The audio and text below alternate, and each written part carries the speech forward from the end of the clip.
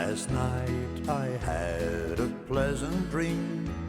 I woke up with a smile.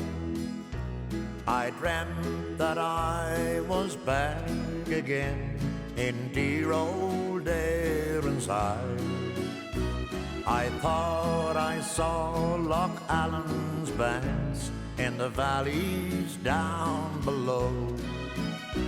It was my lovely Leitrim where the Shannon waters flow. I stood enchanted by the scene of grandeur and light. I headed off for Carrick town before the dark of night.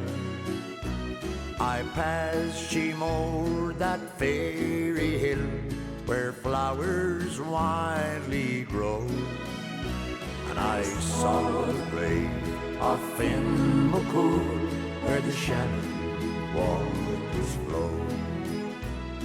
The next I saw was Fena town with her ancient abbey walls, where the preaching of her holy monks re-echoes through her hall.